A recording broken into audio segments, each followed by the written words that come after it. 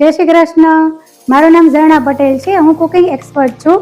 આજે આપણે બનાવવા જઈ રહ્યા છીએ ચીઝ ચીલી નાચોસ, જે આપણે બનાવીશું શ્રી ગીતાના સિંગ તેલમાં. શ્રી ગીતા પ્રીમિયમ ખાદ્ય તેલ.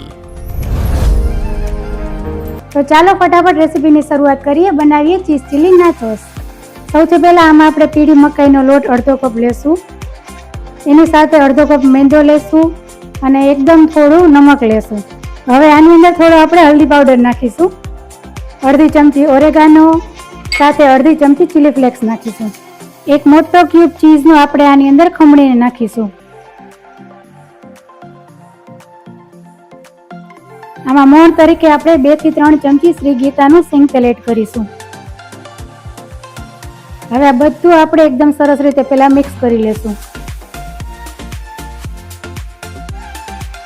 હવે બધું એકદમ સરસ રીતે મિક્સ થઈ ગયું છે. હવે આની અંદર જરૂર મુજબ પાણી નાખી અને આપણે મીડિયમ થીક લોટ બાંધવાનો છે. તો અહીંયા મેં મીડિયમ સોફ્ટ લોટ બાંધી લીધો છે. આ રીતનો લોટ આપણે બાંધવાનો છે. હવે આ લોટને આપણે 5 થી 10 મિનિટ રેસ્ટ માટે મૂકી દઈશું. લોટ આપણો રેસ્ટ કરે છે ત્યાં સુધીમાં આપણે અહીંયા તેલ ગરમ કરવા મૂકી દઈએ. તો અહીંયા આપણો લોટ એકદમ સરસ રીતે રેસ્ટ અપાઈ ગયો છે. તો આના આપણે નાના નાના લુવા બનાવીશું. હવે એક લુઓ લઈ આપણે એને કોરા લોટમાં રીતે કરી રોટલી વણીએ એ રીતે આપણે આને વણી લેવાનું છે. બધા નાચોસ એક સરખા થાય એટલે આપણે કોઈ પણ આ રીતે કટરથી આને કટ કરી લેવાનું છે અને સાઈડની જે આ બધી કિનારી છે એ આપણે કાઢી લેશું. હવે કોકની મદદથી આમાં આપણે આ રીતે હોલ કરી લેશું. હવે આને આપણે નાચોસના શેપમાં આ રીતે કટ કરી લેશું. હવે આ નાચોસને આપણે પ્લેટમાં કાઢી લેશું. હવે આ રીતે આપણે બધા જ નાચોસ પહેલા વણી લેશું. તો અહીંયા આ રીતે બધા આપણા નાચોસ વણીને તૈયાર છે.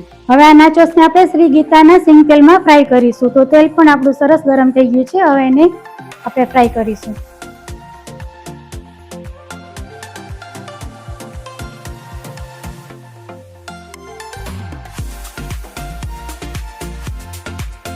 તો અહીંયા આપણા નાચોસ છે ગોલ્ડન બ્રાઉન સરસ ફ્રાય થઈ ગયા છે. તો એને આપણે હવે કાઢી લેશું. હવે એને આપણે એક બાઉલમાં કાઢી લેશું.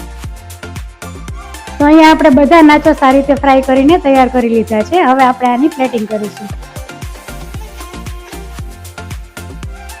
તો તૈયાર છે શ્રી ગીતાના સિંગ તેલમાંથી બનાવેલા ચીઝ ચીલી નાચોસ. તો તમે પણ એકવાર જરૂરથી ટ્રાય કરજો અને તમને જો આ રેસીપી ગમી હોય તો અમારી ચેનલને લાઇક, શેર અને સબસ્ક્રાઇબ કરજો. શ્રી ગીતા ઓઇલને સ્પેશિયલી થેન્ક યુ મને આ પ્લેટફોર્મ આપવા માટે. જય શ્રી કૃષ્ણ.